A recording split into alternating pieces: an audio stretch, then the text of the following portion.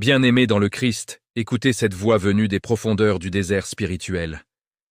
Avant que les cendres ne touchent votre front, une porte invisible s'entr'ouvre dans votre demeure, une porte que l'ennemi guette, patient et rusé. Le carême n'est pas une simple pénitence, mais une guerre sainte de 40 jours et 40 nuits, à l'image du Seigneur affrontant les ténèbres. Saint Padre Pio, marqué des plaies du crucifié, nous a légué un rituel sacré pour sceller nos foyers avec l'eau bénite, arme terrifiante pour les démons. Préparez-vous, le combat commence ce soir. Abonnez-vous à les récits bibliques, likez cette vidéo et activez la cloche pour ne manquer aucun appel à la vigilance spirituelle. Que le Seigneur vous garde. Ô mes frères et sœurs en Christ, écoutez maintenant le premier cri du vent du désert qui s'approche. Ce n'est pas un vent ordinaire. Il porte en lui le souffle ancien des tentations, celui qui effleura le visage du fils de l'homme lorsque il marcha 40 jours parmi les pierres brûlantes et les scorpions. Ce vent commence à souffler dès ce soir, avant même que les cloches des églises n'annoncent le mercredi des cendres. Et il cherche une porte que vous ne voyez pas, que vos yeux de chair ne peuvent percevoir, mais que votre âme discerne parfois dans un frisson soudain, dans un silence trop lourd, dans une pensée qui surgit sans raison et qui refuse de partir. Cette porte n'a ni bois, ni fer, ni serrure visible. Elle est tissée d'habitudes non confessées, de rancunes jamais pardonnées, de regards posés trop longtemps sur ce qui souille, de paroles murmurées dans l'obscurité de la colère. Elle s'ouvre dans le cœur de votre maison, exactement là où le foyer devrait être le plus sacré, au seuil de votre vie quotidienne. Et l'ennemi, ce vieil adversaire rusé, ne force jamais une porte close. Il attend simplement que vous la laissiez entrebâiller, juste assez pour qu'il glisse un doigt glacé, juste assez pour qu'il dépose une semence de doute, une braise de division, une ombre de découragement. Imaginez une famille comme la vôtre, peut-être la vôtre. Un père nommé Marc, la quarantaine solide, ouvrier honnête, qui va à la messe le dimanche, qui fait encore le signe de croix avant de manger, mais dont le cœur s'est alourdi ces dernières années. Une mère, claire, douce et fatiguée, qui prie le chapelet en cachette dans la cuisine parce que Zeln ose plus le faire devant les enfants qui rient d'elle. 2 adolescents. Léo, 16 ans, enfermé dans sa chambre avec son téléphone comme un otage, et petite Anna, 9 ans, qui dessine encore des anges mais qui pleure parfois sans savoir pourquoi. Ils vivaient comme beaucoup, une vie chrétienne tiède, une vie qui tient debout par habitude plus que par feu intérieur.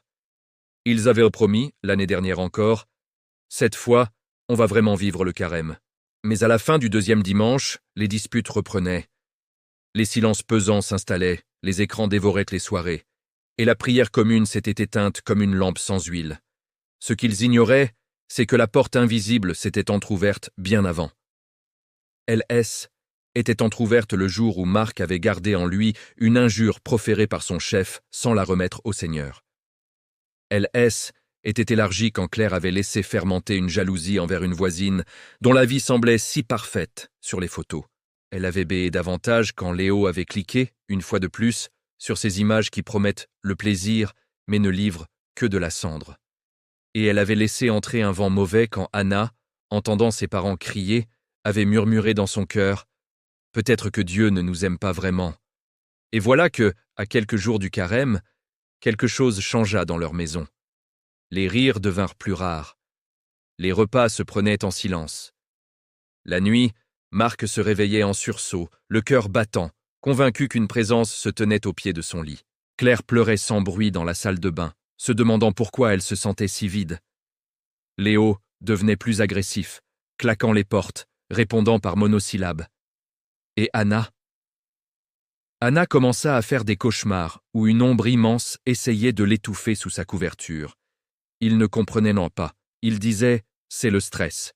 Il disait « c'est l'adolescence ». Il disait « on est tous fatigués ». Mais au fond d'eux, une petite voix, celle que le Saint-Esprit abandonne jamais complètement, murmurait « il y a plus, il y a autre chose ». C'est alors qu'un soir, alors que la pluie tambourinait contre les vitres, Claire trouva dans un vieux missel de sa grand-mère une image jaunie de Padre Pio. Au dos, écrit à la main, une écriture tremblante, « Elle, ô bénite, est la terreur de l'enfer. Ne l'oublie jamais. Scelle ta maison avant le désert, ou le désert viendra dans ta maison. Ces mots la frappèrent comme un éclair. Elle se souvint des histoires que sa grand-mère racontait. Padre Pio, qui voyait les âmes, qui discernait les présences malignes, qui faisait jaillir des fontaines d'eau bénite quand les démons hurlaient autour de lui. Et soudain, elle comprit. La porte invisible était ouverte, et ils étaient déjà en train de porter l'ennemi avec eux vers le désert du Carême. Cette nuit-là, Claire ne dormit pas. Elle se leva, pieds nus sur le carrelage froid, et alla chercher le petit flacon d'eau bénite que elle gardait depuis des années dans le buffet, celui que le prêtre avait béni lors d'une neuvaine. L'eau était claire, immobile, ordinaire en apparence. Mais Claire savait, au plus profond de son être, que ce n'était plus de l'eau ordinaire. C'était une arme trempée dans le sang de l'agneau. Elle commença par la porte d'entrée. Elle se tint sur le seuil, à l'intérieur le cœur battant. Elle trempa son pouce dans l'eau et traça lentement, très lentement, un grand signe de croix sur le linteau supérieur, puis sur le montant gauche, le montant droit, et enfin près du sol. À chaque croix, elle prononçait d'une voix tremblante mais résolue. « Par le sang précieux de Jésus-Christ, je scelle cette porte. Aucun esprit des ténèbres ne passera ce seuil. Cette maison appartient au Seigneur, au nom du Père, et du Fils, et du Saint-Esprit. Amen. » Puis elle sortit sous la pluie, referma la porte derrière elle, et répéta le même geste sur l'extérieur du chambranle. Quand elle rentra, ruisselante, elle sentit quelque chose, un allègement, comme si l'air de la maison devenait plus respirable.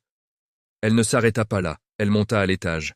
Dans la chambre des parents, elle alla dans chaque coin, aspergea d'eau bénite les ombres accumulées, et commanda aux esprits impurs de partir.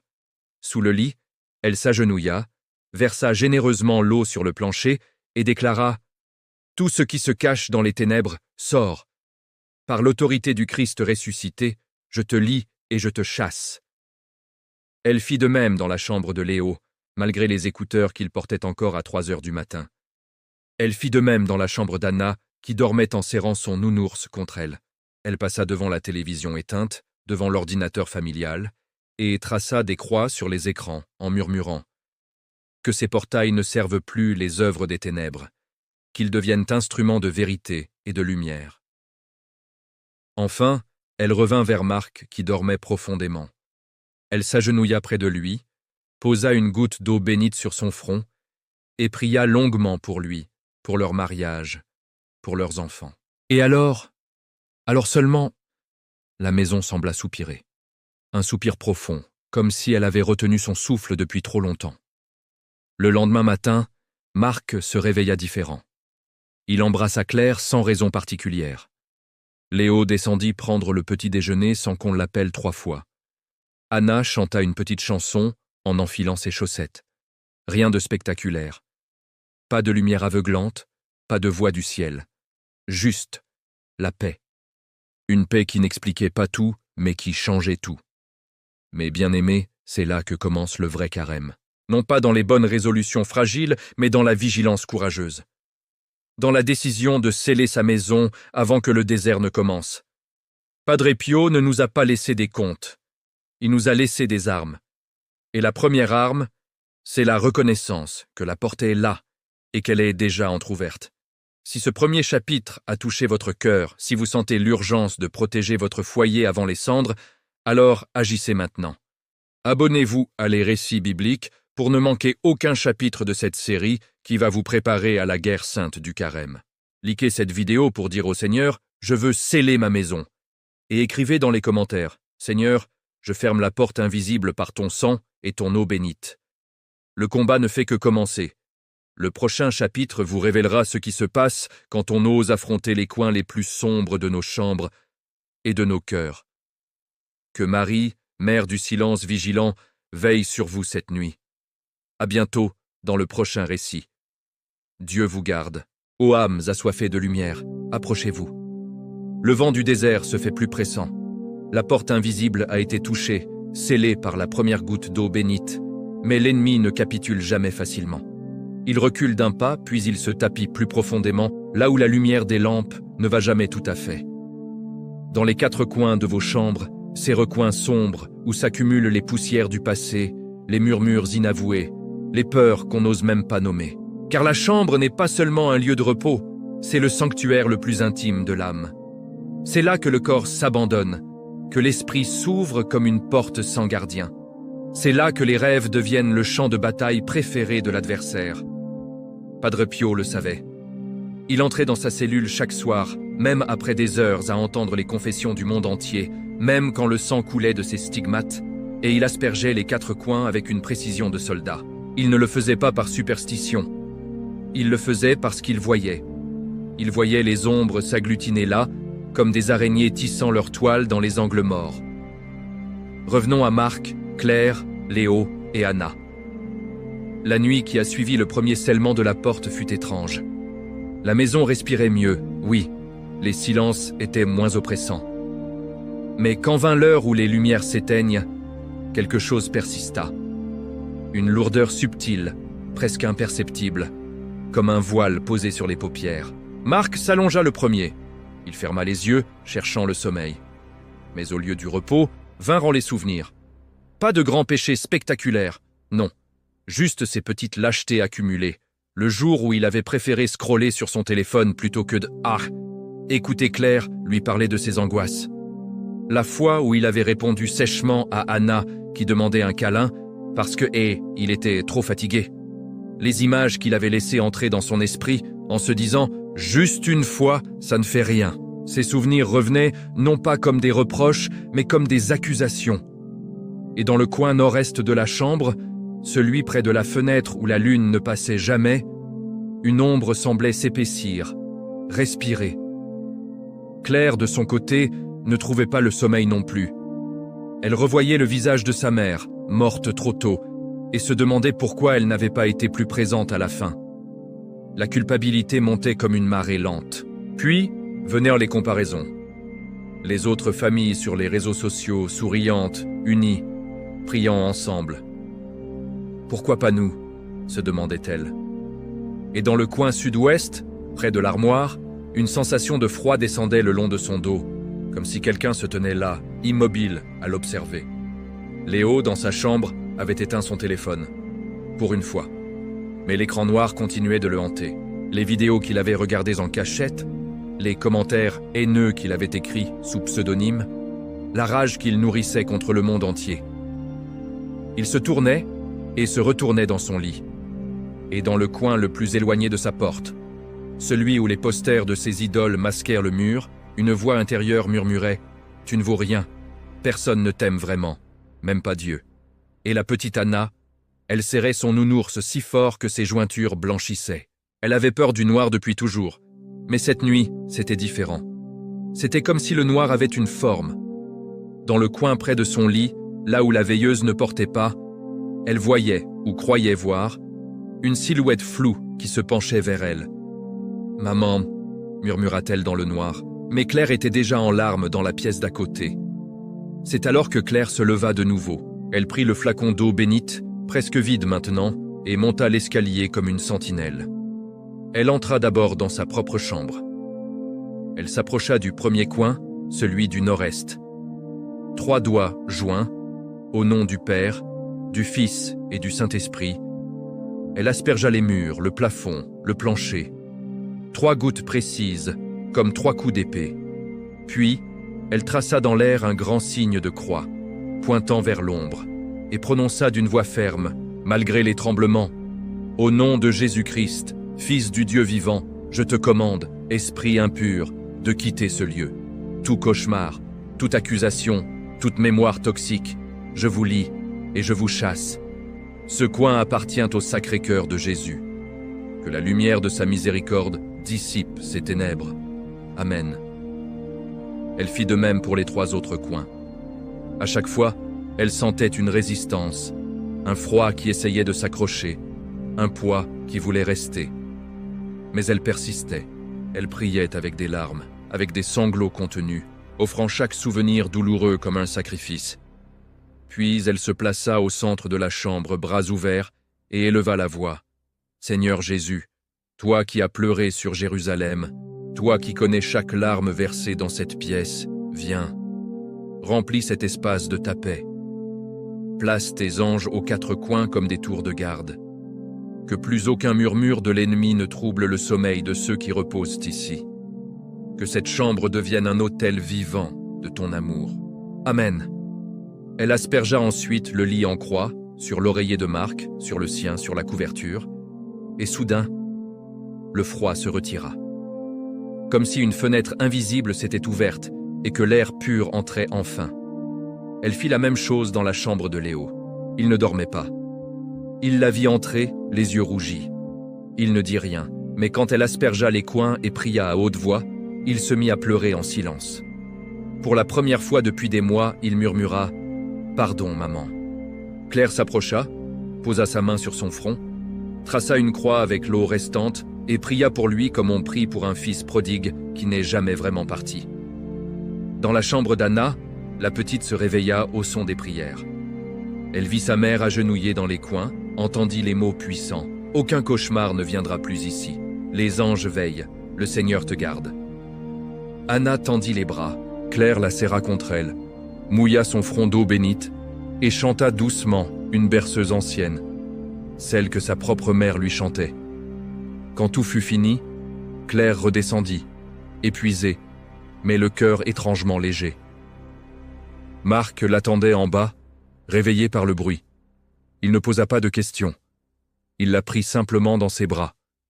Pour la première fois depuis longtemps, ils prièrent ensemble, à voix basse, dans la cuisine éclairée seulement par une petite veilleuse. Et cette nuit-là, dans toute la maison, les coins cessèrent d'être des cachettes.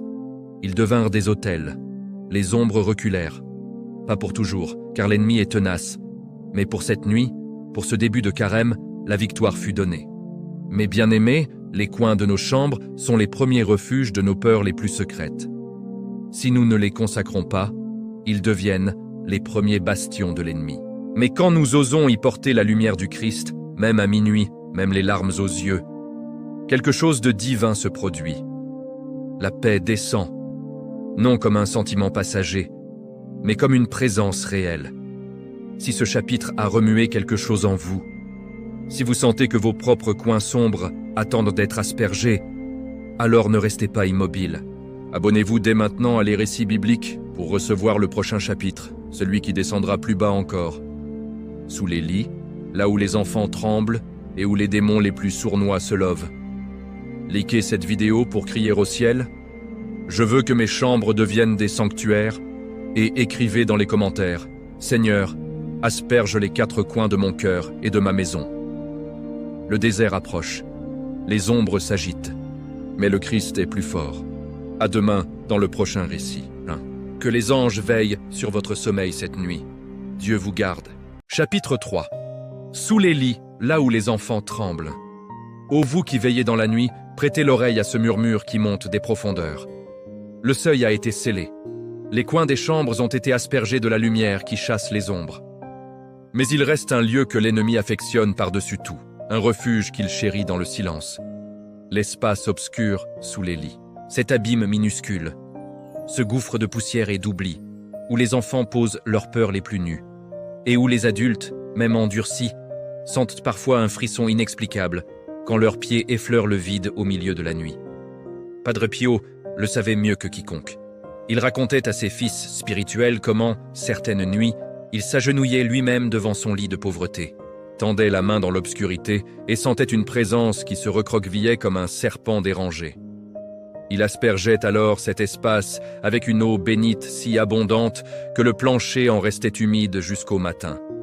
Et il commandait « Hors d'ici, esprit de mensonge, tu n'as aucun droit sur ceux qui dorment sous la garde du Très-Haut. » Revenons maintenant à cette famille que le Seigneur nous donne comme miroir.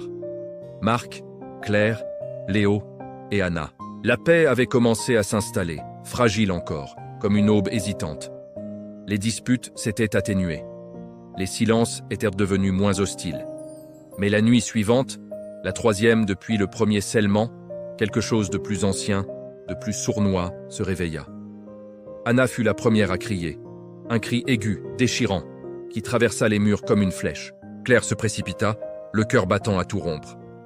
Elle trouva sa petite fille assise dans son lit, les yeux exorbités, serrant son nounours si fort que les coutures menaçaient de céder. « Il y a quelqu'un dessous !» cria Anna. « Il veut me prendre! Il respire sous mon lit !» Claire s'agenouilla, passa la main sous le lit. Rien. Juste de la poussière, une chaussette perdue, un vieux livre d'images.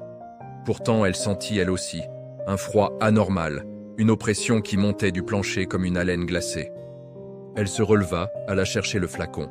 Il ne restait plus que quelques gouttes au fond et revint en courant. Mais avant qu'elle n'ait pu agir, Léo surgit dans le couloir, pâle, les cheveux en bataille. « Maman, moi aussi.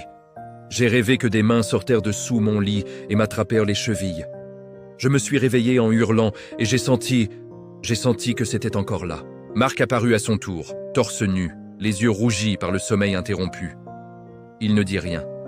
Il prit simplement la main de Claire, puis celle d'Anna, et murmura « On va faire ça ensemble. Tous ensemble. » Ils descendirent en chercher une bouteille d'eau bénite neuve, celle que Claire avait remplie à la paroisse le matin même, en prévision. Puis, comme des soldats reprenant une position perdue, ils remontèrent, pièce par pièce. Ils commencèrent par la chambre d'Anna. Claire s'agenouilla la première.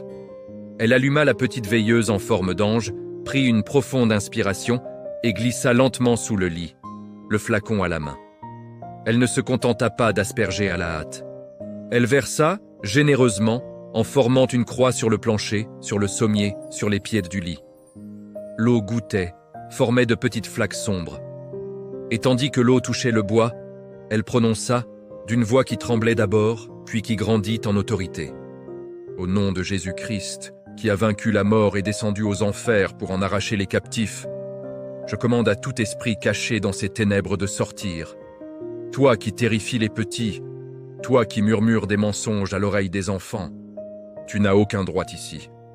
Par le sang de l'agneau immolé, je te lie, je te chasse et je scelle cet espace pour toujours. Que les anges du Seigneur campent sous ce lit et veillent sur Anna, nuit et jour. Amen. Anna, assise sur son lit, regardait sa mère avec des yeux immenses.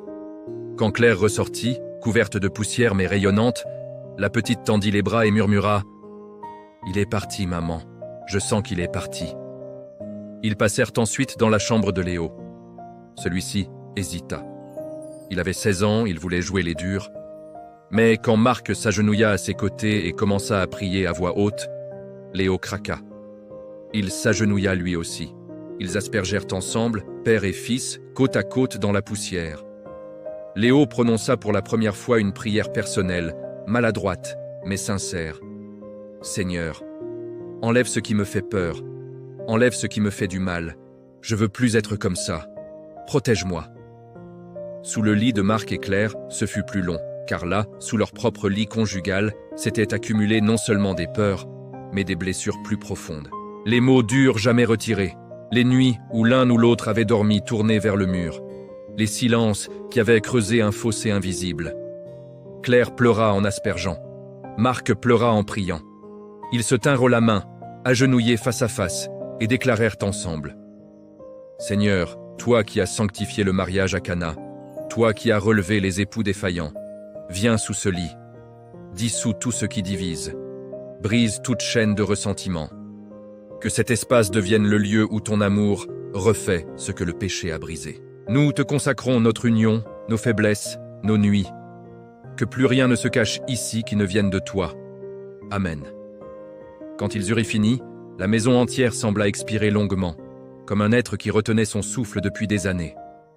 Les enfants retournèrent se coucher, apaisés. Anna s'endormit en tenant la main de sa mère. Léo murmura un « merci » avant de fermer les yeux. Marc et Claire s'allongèrent, front contre front, et pour la première fois depuis longtemps, ils prièrent ensemble le Notre Père, lentement, mot par mot. Le lendemain matin, le soleil entra par les fenêtres comme s'il n'était jamais parti. Anna chanta en descendant l'escalier. Léo aida à mettre la table sans qu'on le lui demande. Marc embrassa Claire devant les enfants, sans gêne. Rien n'était parfait. Les combats continueraient. Mais quelque chose avait changé, irréversiblement. Les profondeurs de leur maison n'étaient plus un repère pour l'ennemi. Elles étaient devenues un tabernacle caché, gardé par des anges invisibles. Mes bien-aimés, sous nos lits, dorment en nos peurs les plus enfantines, nos blessures les plus enfouies, nos hontes les plus secrètes. Si nous n'y portons pas la lumière du Christ, ces lieux deviennent les cachettes préférées du tentateur. Mais quand un père, une mère, un enfant osent s'agenouiller dans la poussière pour asperger et commander au nom de Jésus, alors le royaume descend jusque dans les abysses de la maison. Si ce chapitre a éveillé en vous le désir de descendre plus bas encore dans la protection de votre foyer, alors ne tardez pas. Abonnez-vous à Les Récits bibliques pour accueillir le chapitre suivant, où nous aborderons les portails modernes que nous ouvrons nous-mêmes chaque jour. Les écrans qui brillent dans nos salons et qui invitent l'ennemi à entrer sans frapper. Likez cette vidéo pour témoigner. Je scelle aussi ce qui est sous mon lit. Et écrivez dans les commentaires, « Seigneur, chasse tout ce qui se cache sous nos lits et garde nos enfants dans ta paix. » Le désert du Carême se rapproche. Mais vous n'y entrerez plus seuls, ni désarmés. Que les anges du Seigneur campent autour de vos demeures cette nuit. À demain dans le prochain récit. Dieu vous garde et qu'il veille sur vos petits.